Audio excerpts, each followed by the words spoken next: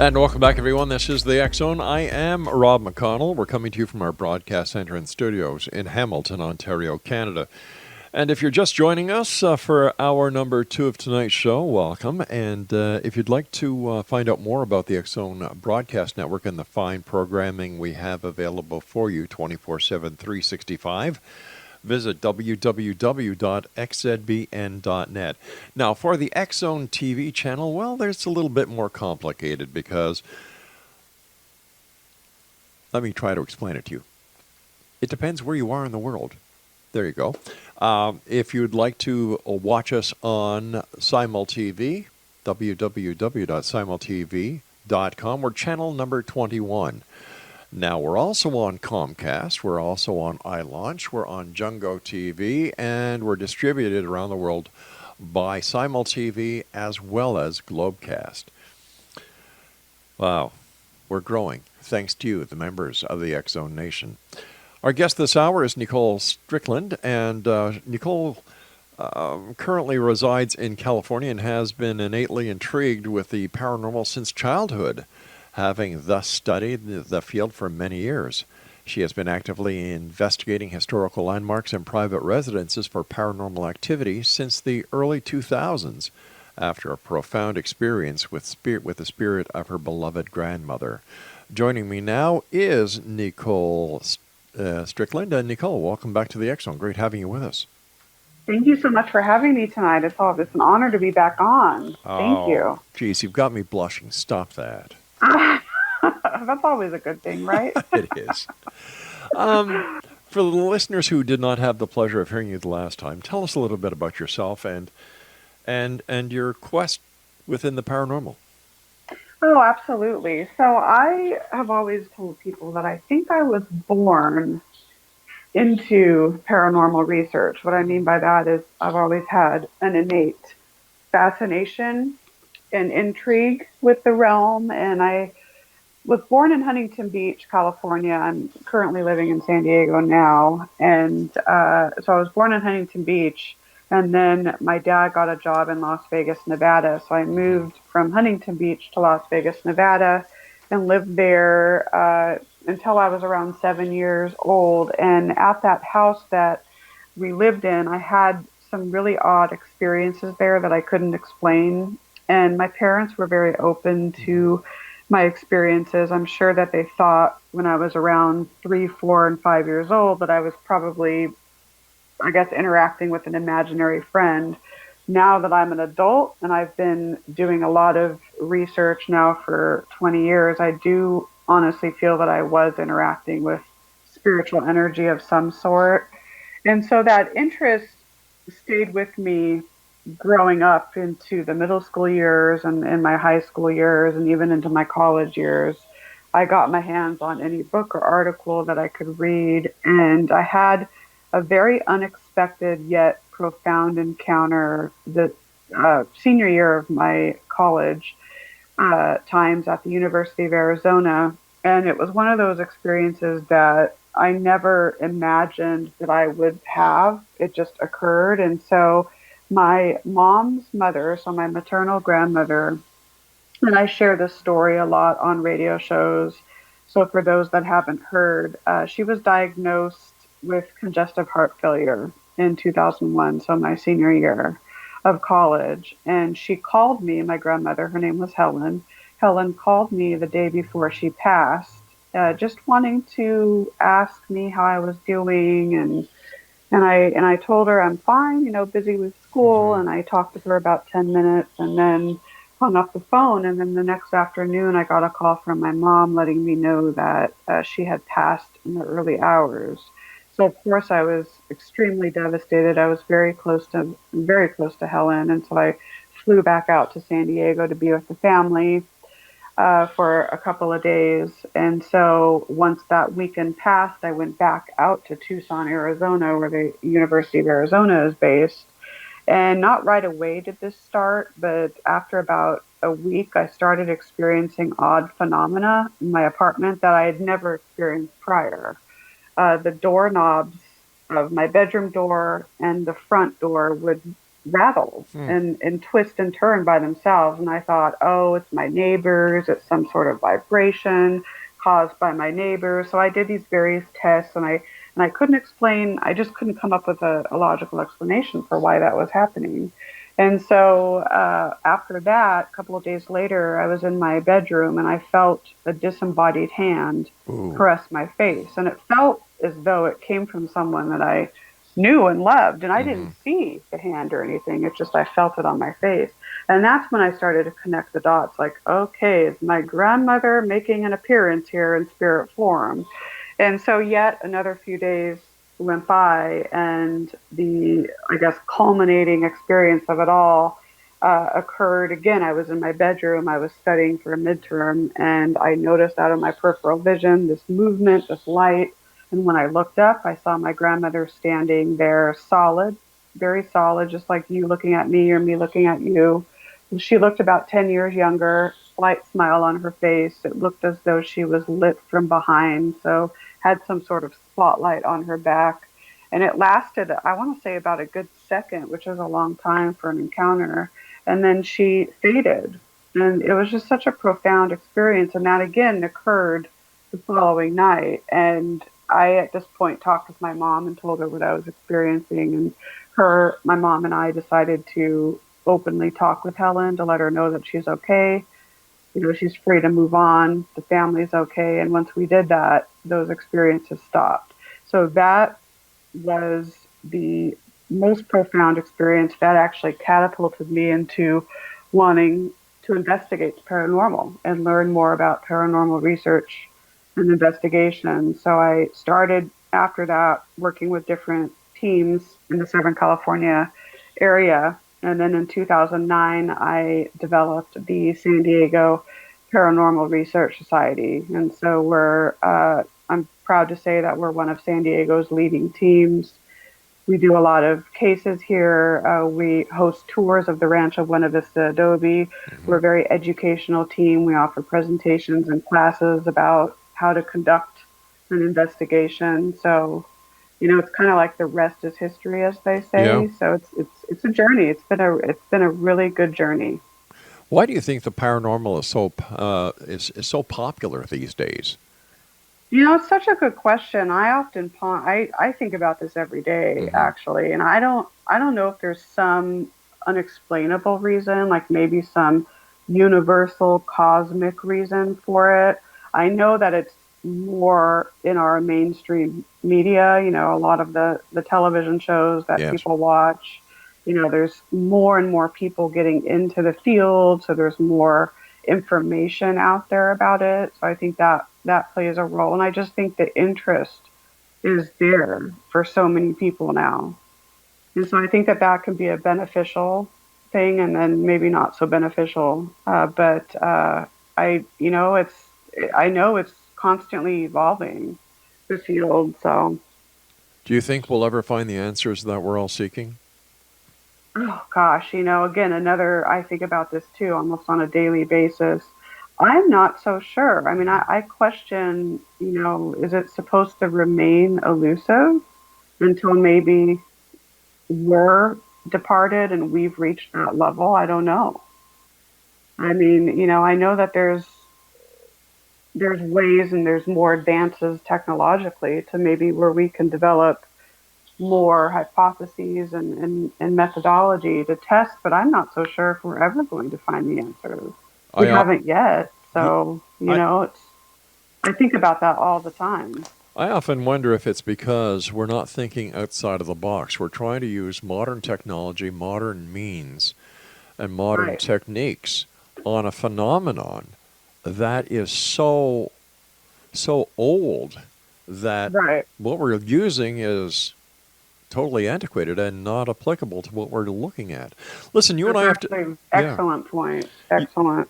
Nicole, you and I have to take our first break. Please stand by. And Exonation Nicole Strickland is our special guest this hour. If you'd like to find out more about the San Diego Paranormal Research Society, their website is San Diego paranormalresearch.com. And Nicole and I will be back on the other side of this break as we continue talking about the world of the paranormal and the science of parapsychology. And we're also going to talk to Nicole about her research that she's done into the RMS Queen Mary. I'm Rob McConnell. This is the X Zone, and we're coming to you from our broadcast center and studios in Hamilton, Ontario, Canada. Don't forget, every Tuesday night, the X Zone TV show on Cable 14 throughout Hamilton and surrounding areas. For more information, just go to xzonetv.com.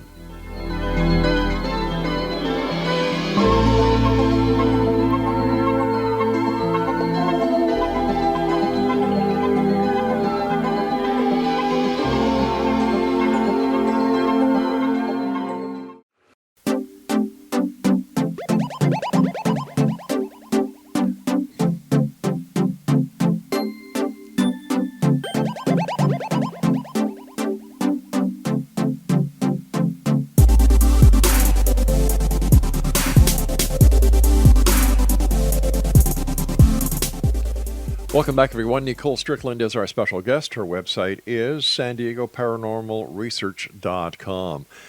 Speaking about the San Diego Paranormal Research Society, where, in your opinion, has been the most haunted place that you and your team have investigated? Oh, excellent question. I mean, we've concentrated on private residence cases throughout San Diego County. Mm-hmm. We're very selective with those types of cases for obvious reasons.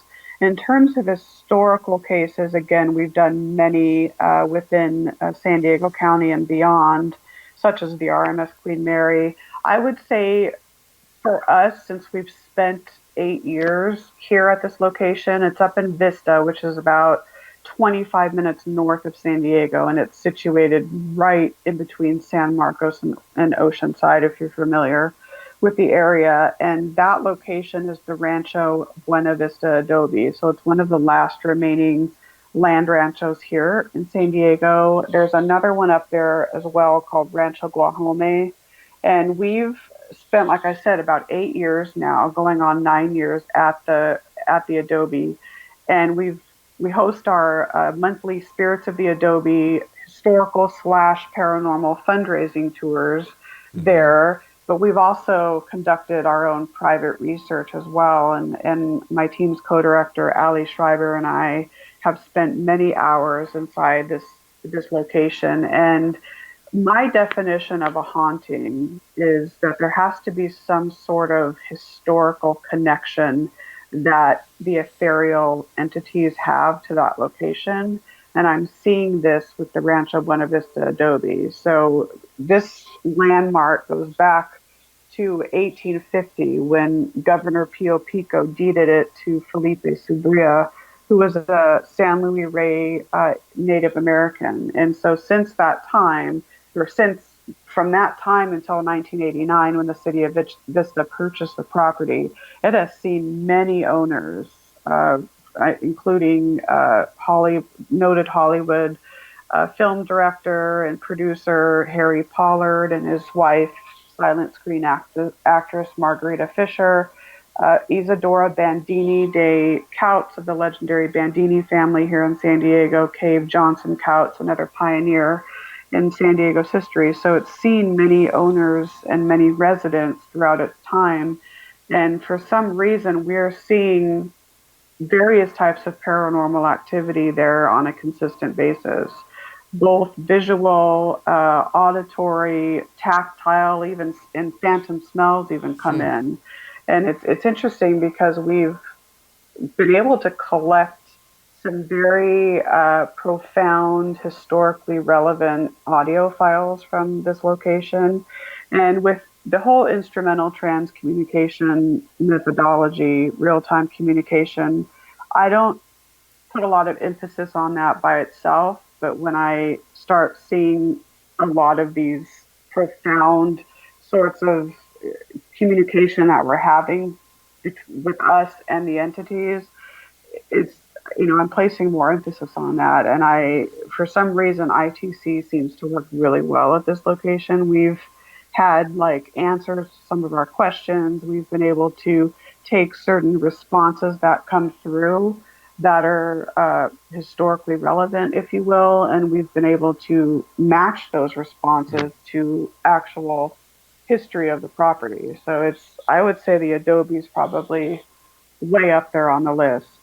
And of course, the Queen Mary as well. Sure, but let me ask you a question about the Adobe. Why is it some properties or some locations like the Adobe remain haunted, while other locations, the majority of locations, may be haunted, but the haunting doesn't remain? I think, I think that there's so many theories that Mm-hmm. may explain why. I know that here in Southern California, there's the whole ley line emphasis, and I know that there's a lot of those in and around the San Diego area. It could be a geological factor going on up there. There could be some sort of portal that exists on the property, if you will. I guess it depends on whether there's a lot of residual phenomena there or Mm-hmm. if it's mostly intelligent, which in our experience, there seems to be more intelligent interaction going on at the Adobe. And I'm sure that I'm sure some of it's supposed to remain elusive. But I mean, I know there's a theory that some places that are near water or near train tracks as Mm-hmm. well may have some heightened activity. And there are train tracks nearby the Adobe, but I think we're going in on a monthly basis, uh, making an effort to communicate with the residents there. So maybe that in and of itself kind of keeps them going. So maybe it wouldn't be as active as, let's say, no team's ever gone in. So Okay. I just think there's various different factors that can maybe explain why. Do you find, since you go in there on a monthly basis and you actively seek interaction with the spirits that are there, the ghosts, do you find that they are getting to be familiar with you and the other members of your team? Absolutely. This is something that Allie and I talk about a lot. Mm-hmm. And I would say when we first started, the activity and personal experiences that we had are from, I guess, when we first started up until now, it's a vast difference. I would say, especially in the last few years, we're able to go in and we will actually hear our names called, like, Wow. hi Allie, hi Nicole, auditory, I mean, just disembodied, if you Hmm. will. And then, of course, EVP, sometimes, we don't hear it at the time, but it's captured on a recording device. We're able to almost recognize the same types of voices that come through for us on a monthly basis, which is very interesting. We've even had vocalizations coming through announcing names of past owners and or residents, such as Maria Antonia, which is she's one of the daughters of the Couts family. Isadora Bandini has come through announcing her name. There's an entity there by the name of Juan. We think that his remains were found in one of the rooms in the Adobe called the Major Domo room.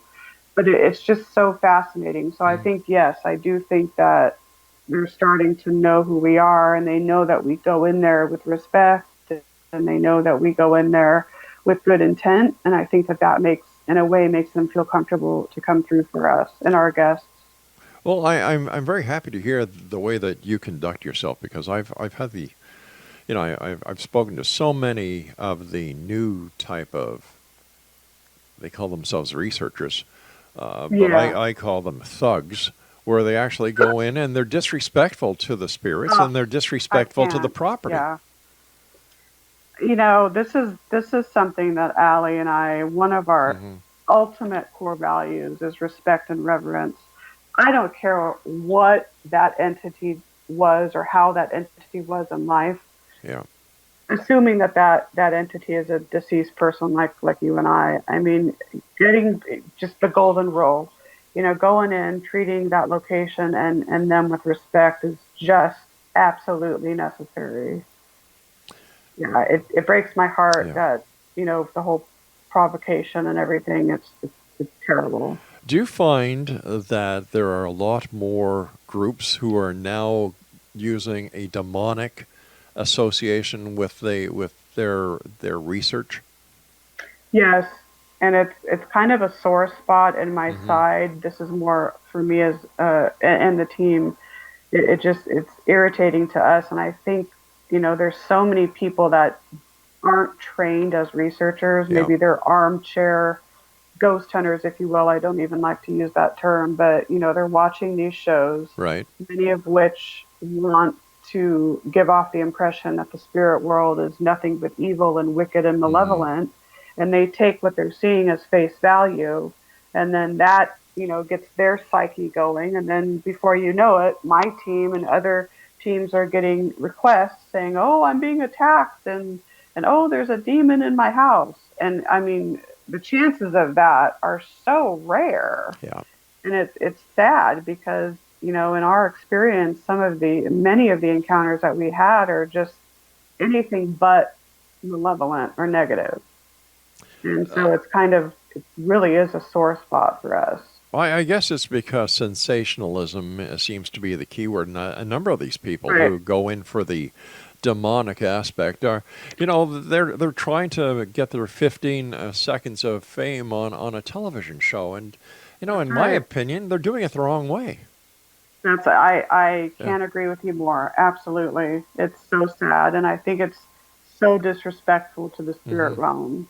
I'm not saying that negative entities and negative energies don't exist, Right. but I mean, true, authentic demonic haunting is so rare, in my opinion.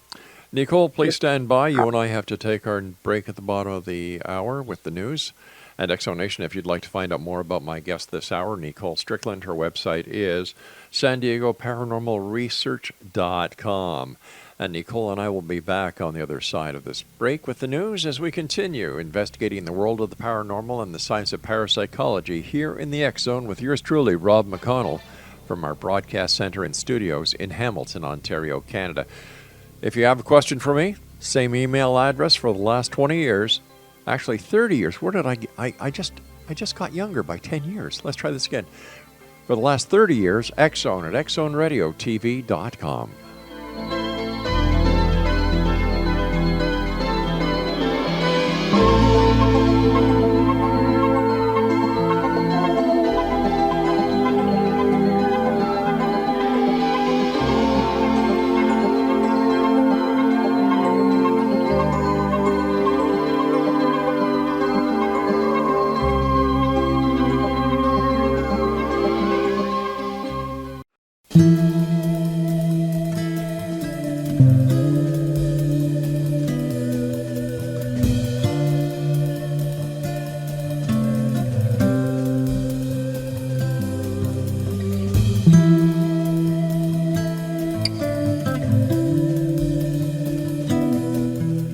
Welcome back, everyone. Nicole Strickland is our special guest this hour. Her website is www.san diego paranormalresearch.com. You've done extensive research at the RMS Queen Mary. Can you tell us about that? Oh, absolutely. I've actually spent about 15 years now, going on 15 years, both historical Mm-hmm. and paranormal research of the liner, and I've written 3 books about the ship, which are all sold on board as well, and of course on Amazon and Barnes and Noble. The Queen Mary is one of those locations. It's extremely near and dear to my heart. I first glimpsed the ship back in the year 2000 when I was here on spring break, and I went on a short 3-day cruise with my friend. There's a Carnival cruise port adjacent to the ship, and I just remember seeing it for the first time, and I said to myself, I will be back someday. And so that day came around 2005, and I remember stepping on board on A deck, which is one of the hotel decks on board, and I Mm-hmm. just had this very, very strong feeling like I've been to the ship before, but that was my first time. A lot of people, there was someone that I met that does past life regression and seems to think I have some sort of past life with the ship somehow. And I think that might be a possibility, but it's just a strong, like almost soul connection that I have to the Queen Mary. Very hard to put in words. But I have had the opportunity to conduct with various teams many different investigations in numerous areas of the Queen Mary. So as you know, it's now situated in Long Beach, has been there since December 9th of 1967. I've investigated the former first and third class pool, the aft engine room, the boiler rooms, the bridge area, many different staterooms on board, the wheelhouse. I mean, you name it, and I've been there. And it's one of those locations I think that is extremely haunted. If any location in the world had the key to explaining exactly what goes on, maybe in the spirit world, I think the Queen Mary would have one of those keys. But I why? think it's But just, why is it yeah, so? Why is it so haunted? Like it has no dark history. It wasn't. no, It didn't no. sink. It wasn't involved in a wreck. So why do you think the Queen Mary and not other ships? I know other ships are haunted, but not to the extent that you and other investigators have found the Queen Mary out to be. I think that there's an elusive reason that we're not supposed to know, that maybe only the ship knows. And some Hmm. people may call me nuts for saying this, and that's fine. But in my experience, I think the ship is very much alive. She has her own thoughts, her own Yeah. emotions, her own feelings, and she communicates to certain people. She communicates to everyone, but she's drawn to certain people. And I think there's theories I think there's more than one reason, and some of which is obviously going to remain elusive. But of course, it sits in a body of water. Hmm. We know that water is a conductor for electricity. There's my friend Tony Ashland has a very interesting theory. He was a former crew member on board, and he does amateur radio operation. And he told me once, he said, Nicole, I think the Queen Mary is one big giant transmitter and receiver, because she has the EMF grounding plane in the bridge. She has miles of copper wiring. And in the former first and third class pool, there's quartz ceiling. There's Hmm. bits of quartz on the ceiling, and so he said that's all you need really to Yeah. make a like an amateur crystal radio sort of thing. Exactly. And I said, God, that's so profound. So I think there's that could be a theory. I think there's a psychokinetic Hmm. uh, reason as well. There's so many people going in and day out, wanting to connect with the ship and wanting to experience her many different resident energies. So I think that can play into it. And I also think that think of the amount of people that have been on board, such as myself, that fall in absolute love with the Queen Mary. I've talked with former crew, former passengers, even veterans that sailed on the ship during World War II, and many of them have said, God, there's just something about the ship. I never wanted to leave. I got upset when I had to leave. It was just like being at home while on board. So maybe, for many of the people that are no longer with us Hmm.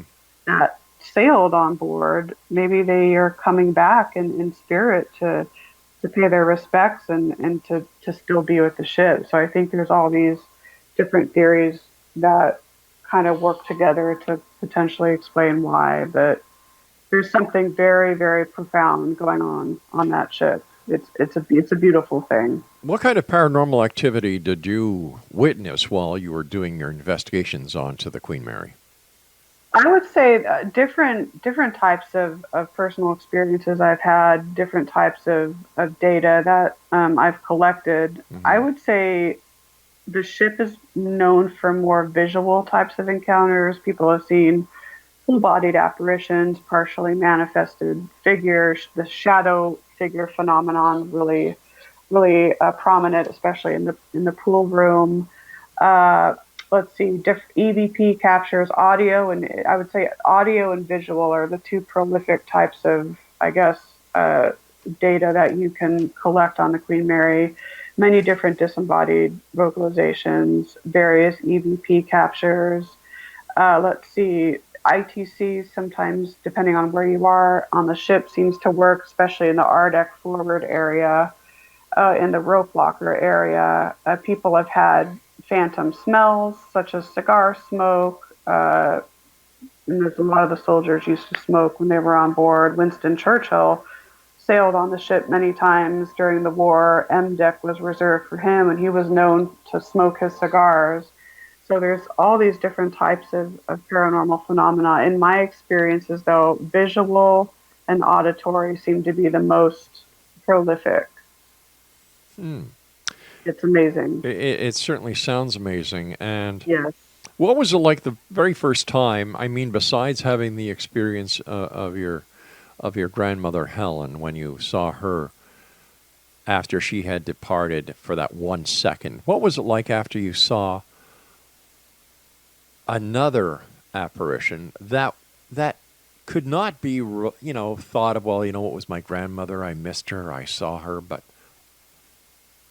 an apparition or a paranormal experience that had no direct connection with you whatsoever. What was that like? It was still very fascinating to me. Hmm. And of course, see, I'm a very analytical type of person. And of course, if when I and I've had many sightings of apparitions, including some of my most profound being on the Queen Mary, and my mind starts asking questions. Like who is, Hmm. if I don't know maybe who the person is, like who is this person? Right. Why am I seeing this person? Is this an intelligent interaction? Is it just meant for me to see this person? So my mind starts going in overdrive. And even though I may not have ever obviously met this person and know who this person is, it's still very important to me because it's something that, I least expect, number one, but number two, it makes me want to find out and more about who he or she may be. So it's, yeah, and I find too in my research that our senses. I think if we ignore our senses, that can be to our detriment. I think it's very important to use our senses when doing this sort of research. And I've noticed that my clairvoyant abilities have increased tenfold, I guess, doing paranormal research. I'm seeing more and more, you know, anomalies with my eyes, and it's so intriguing. Do you think that's because you're using it more, that you're actually fine tuning your own abilities? I think so. I think so. Sometimes I equate it to like a sport, and Hmm. that everyone can kick a ball. Yes. But, the more you practice kicking that ball, the better you're going to fine tune it, like you said. And so that's kind of how I explain it. I absolutely think because I'm using it more, I'm developing that skill, so to speak. And I think everyone has the ability to be intuitive or to interact with an ethereal entity. Just it takes some work and more practice.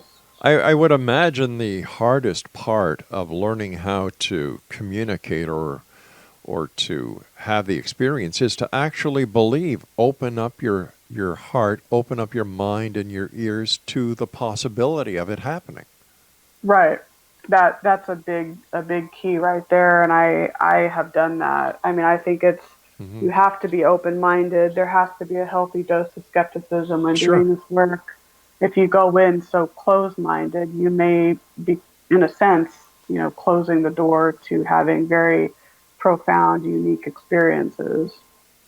Nicole, you and I have to take our final break. When we come back, I'd like to talk to you about some of the historical investigations that you've done. And Sure. let me ask you this question, and I'll give you a couple of minutes to think about it. Is there a difference between investigating a residential haunting or residential paranormal experience compared to the historical sites that you do? We'll be Yes. back on the other Yeah. side of this break, so please stand by. And Nation, if you'd like to find out more about Nicole, or if you'd like to find out more about the books that she's written, where you can buy them, visit her website at www.san diego paranormalresearch.com. And for information on the Spirited Queen Mary, visit the website and blog spiritedqueenmary.com. I'm Rob McConnell. Nicole Strickland and I will be back on the other side of this break as we wrap up this hour here in the X Zone from our broadcast center and studios in Hamilton, Ontario, Canada.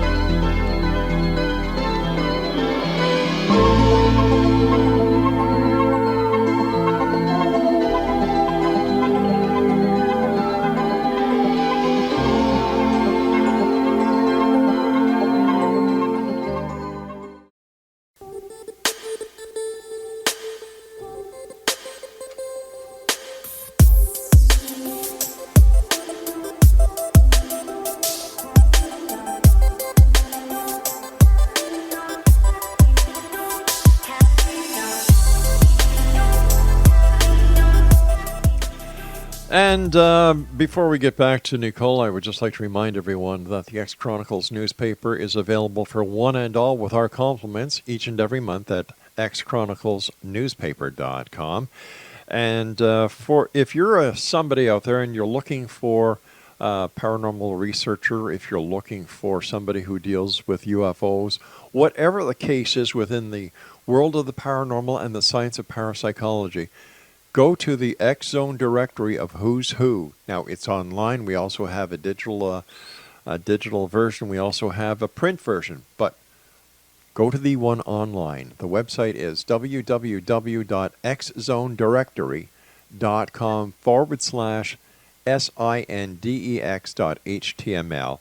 And you'll be able to use the search engine, look for the person that you're looking for, look for a group, look for a team in your area. No matter what you're looking for, it's right there. Now, if you'd like to have your team or yourself listed in the directory, xzdww.net.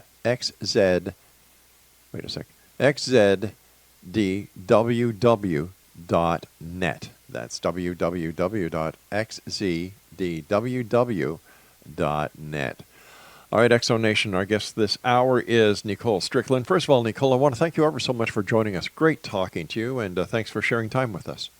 Oh, absolutely. It's always a pleasure speaking with you. Thank you so much for having me.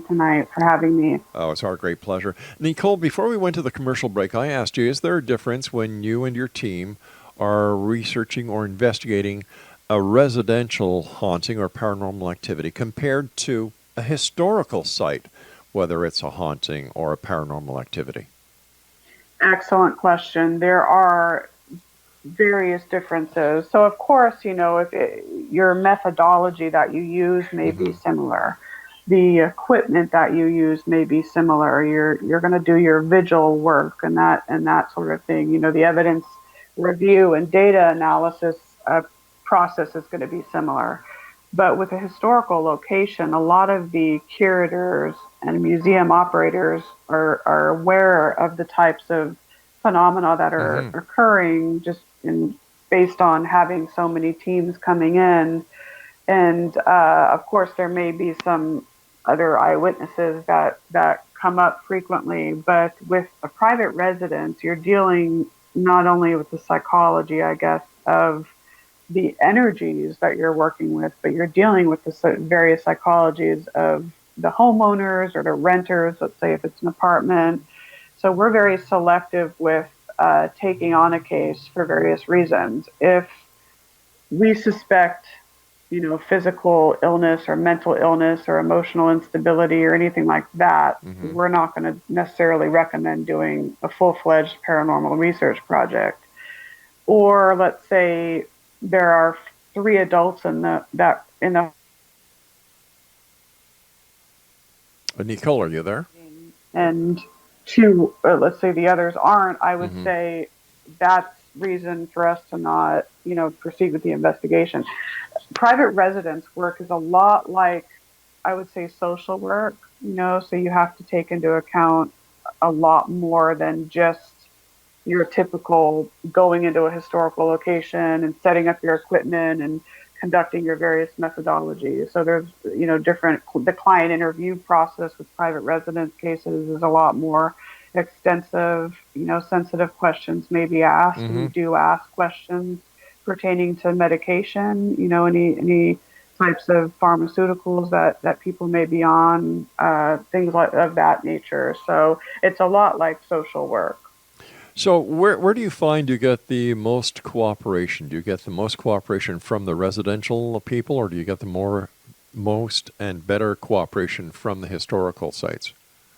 I would say it pretty much every historical site that I've investigated has been extremely cooperative, and businesses as well. Sometimes with private residence cases, you may get a request that they're interested in having us come out. Our policy is to have them fill out our investigative request form, which has some interesting questions on there. And we ask them, of all clients, PR clients. We'll ask them to do that. Once we receive that, we'll schedule a phone interview. A lot of times we won't get those requests. So sometimes it may just be someone that's, I mean, this is just an example off the top of my head, but maybe watched a scary movie or maybe watched a ghost show, and then, the mind started playing tricks on that person, and then the person thinks that he or she has a ghost in his or her house and then Right. contacts us, but it never really goes anywhere. So there's out of, I would say, 100% of the private residence cases that we've done, there are several that never really turned into anything. Nicole, So when it comes to you and your team doing investigations, whether residential or historical, what is your preferred methodology and why? I think that we blend, using the various audio methodology, EVP work, real-time spirit box, ITC work, vigil. I think doing vigils are extremely important. I don't see enough teams doing this. And in my opinion, a vigil needs to be done at the beginning and during the middle and throughout and at the end. And so that's getting a sense of the environment before you even start doing a bunch of experiments, getting a sense of the environment Hmm. and letting your own intuitive senses get adjusted to the environment, just kind of observing with all of your senses. I think that will help with other types of methodology that you do later on during the investigation. So that's something that we use a lot.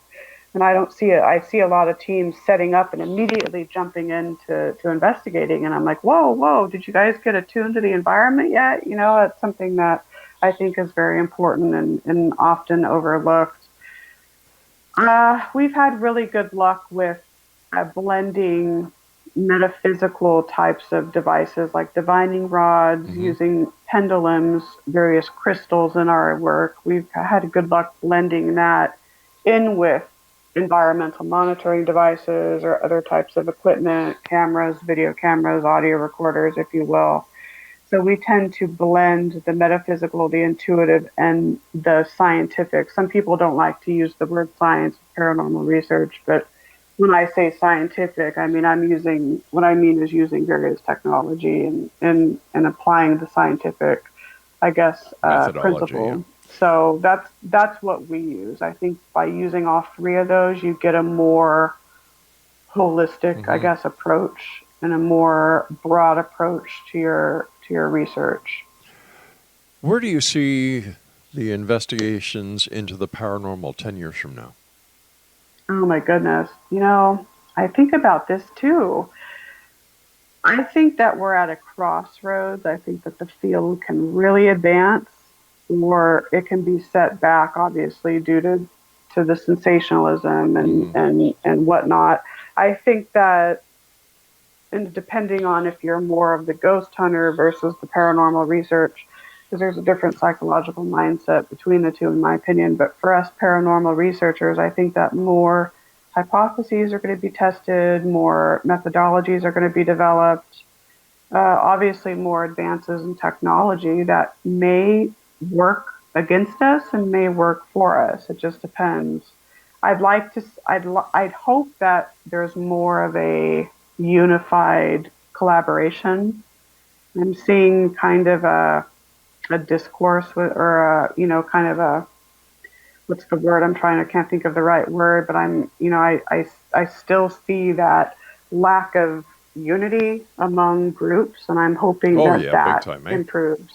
Yeah, like I use an example when I talk to the different groups, as well as not only in the paranormal field, but in the Bigfoot and research, as well as UFOs. When I was a cop, we would share information with other law enforcement agencies Of because the course, more people you have looking, the faster you're going to get to the results. And for the absolutely. different groups not to want to share the information that they have because they want to have the smoking gun and they think that they're going to get all the glory, I find Right. that childish. It is. Tell me about it. It absolutely is. I mean, there's the word that I use a lot is ego. Big It's like time. oil and water. It just doesn't, you can't be an egotistical, narcissistic type of team and expect to, work well in this Yeah. sort of environment. It just doesn't work.